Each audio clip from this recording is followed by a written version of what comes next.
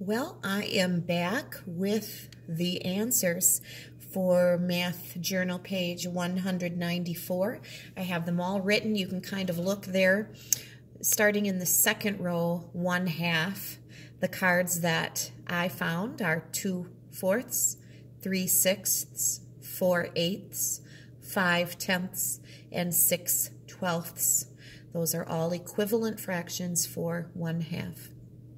2 out of 2 would be the whole thing. If you ate 2 out of 2 pieces, it would be the same as eating 4 out of 4 pieces, or 5 out of 5, or 9 out of 9, and I'll bet you could make up a bunch more pretty easily without having cards there, because that just means when the top number, the numerator, and the denominator, the downstairs number, are the same, top and bottom are the same, you're talking about the whole thing. 1/3 equal to 2/6, 3/9, and 4/12. 2/3 equal to 4/6, 6/9, and 8/12.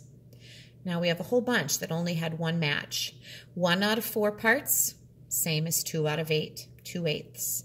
3 out of 4 parts, more than half, right? Equivalent to 6/8. 1/5 would be equivalent to 2/10. 4/5 is equivalent to 8/10. 1/6 is equal to 2/12. My coffee pot just turned off if you heard that beeping. And 5/6 is equal to 10/12. Now, they did ask if you saw any patterns, and I made some notes here, and I'll just talk through them. You don't have to write all of this, but just kind of listen to what I'm saying. So one thing to notice, maybe, is that each of the fractions equivalent to 2 out of 2 up here has the same numerator and denominator. And we did stop and talk about that. So when the top and the bottom are the same, those are all going to be equivalent to 2 out of 2. You could have 3/3 or 10/10 or 100 over 100. That would mean the whole thing, whatever that whole thing is that you're talking about. The other thing that you might have noticed, or I don't know if you caught this, but in every row except that 2 out of 2 row, the fractions, all of the other fractions that we're finding, all of the numerators, which is the top number, and the denominators in each row are multiples of that first number shown. Let me explain what I mean by that. Let's take 3/4. 3/4 is the same as 6/8. If you multiply 3 times 2, if you double 3, you get 6. If you multiply 4 times 2 or double 4, you get 8. I wonder if you doubled that again, or went 3 times, instead of 3 times 2, went 3 times 3 and got 9, and 4 times 3 and got 12, would 9/12 be another equivalent fraction for 3/4? Are we on to something? Did we catch on to something, a pattern there that's useful to us? 1 times 2 is 2. 5 times 2 is 10. Look at that. 4 times 2 is 8. 5 times 2 is 10. Look at that. 5 times 2 is 10. 6 times 2 is 12.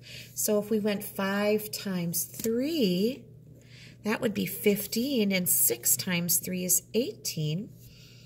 Is 15 out of 18 an equivalent fraction for 5/6?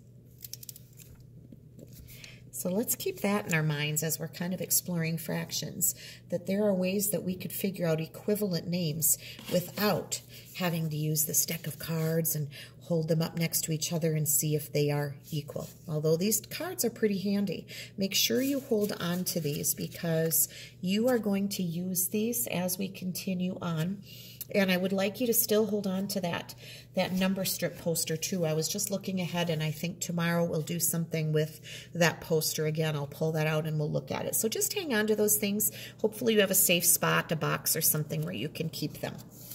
All right, I'm going to pull up Math Journal, page 195, and go over those answers with you. How did you do remembering those decimals? There's the decimal point. Remember, one place past the decimal point is called tenths. Then we had hundredths and thousandths. So the 1 is actually in the hundredths place, so that would have been 100th. The 5 is in the tenths place, so that would be 5/10ths. And the 4 is out in the thousandths place. It's actually the lowest in value in that number, 4 thousandths. Do you remember how to read that number? When we get to the decimal point, we would say and. So reading that number would be 3 and 514 thousandths. It's been a while since we've done those decimals. Then I'm moving on to number 2, and I'm looking at that spinner, and I'm seeing a whole lot of blue and not nearly as much white. So it's not really a fair spinner, is it? If you were playing a game and you needed an equal chance of getting blue or white, you don't have it there. Definitely. Unlikely to land on blue? No, you're very likely to land on blue. Less likely to land on white? Absolutely.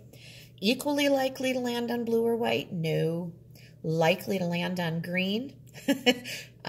Probably not going to happen, is it? No green on that spinner. So the correct answer is B. Now, I'm hoping that it's starting to become easy for you to pick out fractions that are equivalent to 1/2. I wrote 4 possibilities down. Any of the possibilities from the page that we just finished that are equal to 1/2 would work there, and you could start adding some of your own, right? You could make up a fraction like 50/100 or 20/40ths, because there are many, many, many names that are equivalent to half. Your top numerator will be half as big. If you double the top, you'll get the bottom number, and then you have a fraction that's equal to 1/2. I made my mirror image. Hopefully yours looks like mine. 9 children share 27 feet of ribbon. How many feet of ribbon per child? I filled in the blanks first. We knew there were 9 children. Did we know feet per child? I think that's what we were needing to figure out, right? And it did say there was 27 feet of ribbon. That would be 27 feet in all. Now, we're sharing the ribbon, so I made a dividing problem. 27 divided by 9. I know that 9 times 3 is 27, so each child would get 3 feet of ribbon. And then I, answered the division problems. If you have memorized your multiplication facts, these should be getting easier. I know 6 times 9 is 54, of course, so 54 divided by 9 is 6. 27 divided by 3 is 9. 36 divided by 6 is 6. 64 divided by 8 is 8. Remember, drop 8 and 8 on the floor. You pick them up, you have 64. 45 divided by 5 is 9. So I hope those answers helped. I hope that you were able to do most of these without much problem, or maybe no problems at all. Let me know how these things are going. Are you remembering some of these things that we haven't done for a while? I hope that you are.